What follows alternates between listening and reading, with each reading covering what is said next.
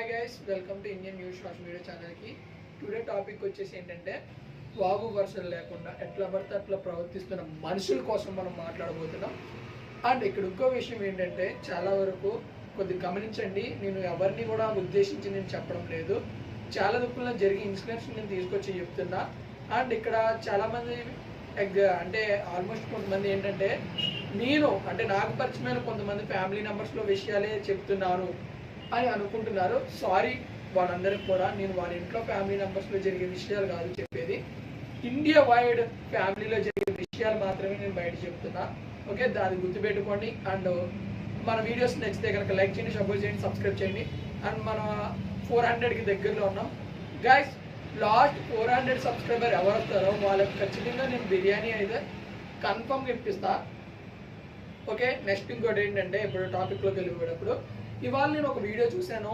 అదేంటంటే ఒక 9 సంవత్సరాల అమ్మాయిని 6 మెంబర్స్ అమ్మాయిని అతి క్రూరంగా అఘాయిత్యం చేసి డ్రైనేజ్లో పడేశారనమాట. అంటే గోన్జెన్స్లో కేసి డ్రైనేజ్లో పడేశారు.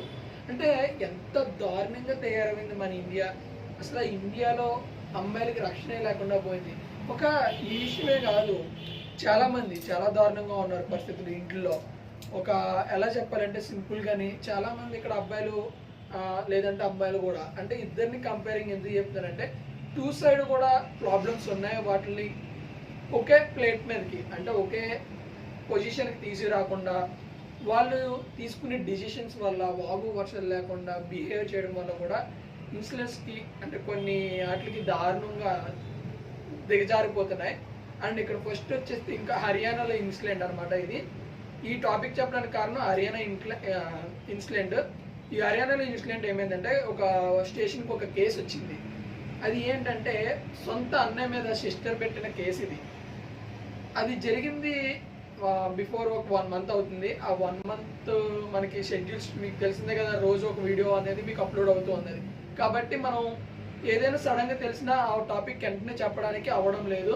మనం ఆల్రెడీ ఒక షెడ్యూల్ రిలీజ్ చేసిన తర్వాత ఆ టాపిక్స్ చెప్పుకుంటూ రావాల్సి వస్తుంది. కాబట్టి కొద్దిగా దయవంచి మనకి సపోర్ట్ చేయండి గైస్. అండ్ ఇంకో విషయం ఏంటంటే ఈ బ్రదర్ ఏమైందంటే వీళ్ళిద్దరూ ప్లస్ ఇంకో వాళ్ళ మదర్ ఫాదర్ వీళ్ళందరూ కలిపి నలుగురు ఒక ఇంట్లో ఉంటారు. అయితే వన్ డే ఏమైందంటే అంటే ఒక రోజు ఏమైందంటే వీళ్ళ ఫాదర్ మదర్ అనేది బయటికి వెళ్ళారనమాట. ఈ బయటికి వెళ్ళినప్పుడు జరిగిన విషయం ఏంటంటే వీళ్ళిద్దరూ వేరేగా వర్క్ చేసుకుంటూ ఉన్నారు.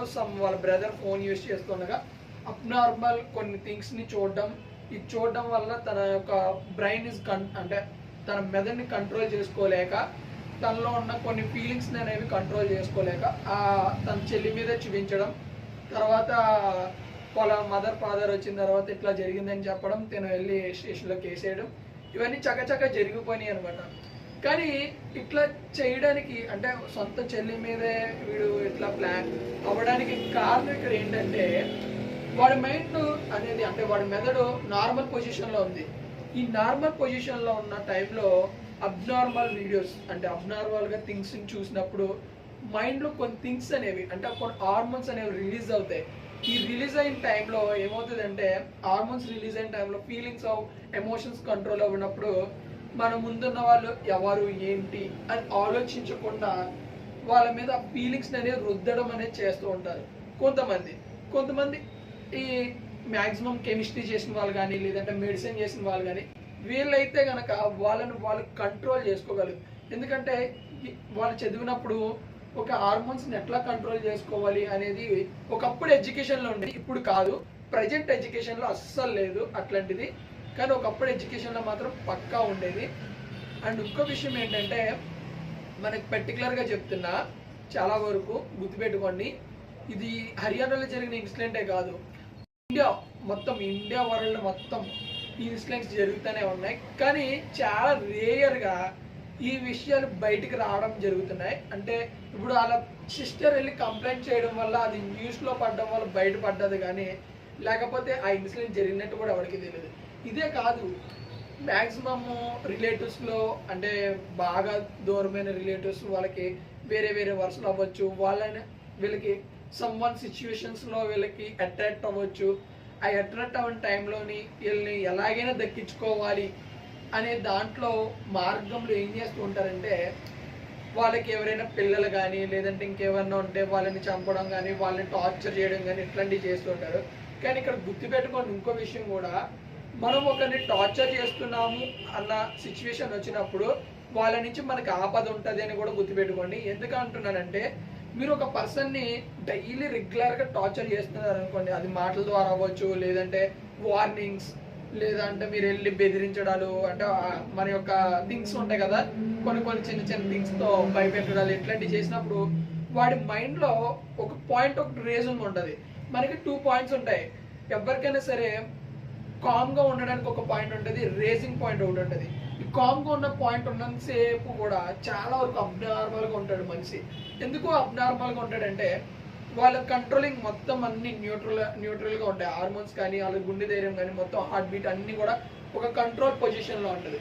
కానీ ఆ పొజిషన్ అనేది ఎప్పుడు వాడి మైండ్ 24 అవర్స్ మనం వెళ్ళి ఒరే నువ్వు నన్ను ఎలా చేసావురా, నువ్వు ఎలా చేసావురా అని టార్చర్ చేయడము, లేదంటే నువ్వు వస్తావా రావా చేయడం, ఇట్లాంటి చేసిన మరుక్షణం వాడికి 1 by 1 అంటే రేజ్ అవుతుంది అన్నమాట.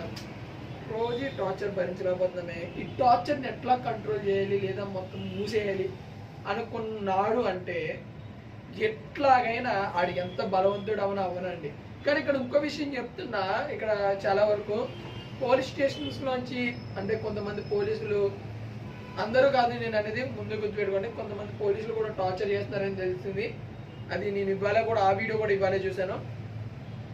నేను వాళ్ళకు కూడా ఒకే హెచ్చరిక చెప్తున్నా, అందరూ భయపడి ఏదో ఒకటి చేసుకుంటారు, సూసైడ్ చేసుకుంటారు అని అనుకుంటున్నారే కానీ నేను రియల్గా చెప్తున్నా, వన్స్ అందులో ఎవడైనా ఏం జరిగినా పర్లేదు ఫేస్ చేసి మిమ్మల్ని ఏదైనా చేశాడంటే మీ ఫ్యామిలీ అంత ప్రాబ్లంలో ప్రెజర్ పడుతుందో చూసుకోండి. అండ్ వీడియో లెంత్ అవుతుంది, కుదిరితే ఇంకో వీడియో అంటే ఇంకో పార్ట్ 2 కూడా చేసి పెడతాను. Okay guys, thank you so much, bye bye, see you.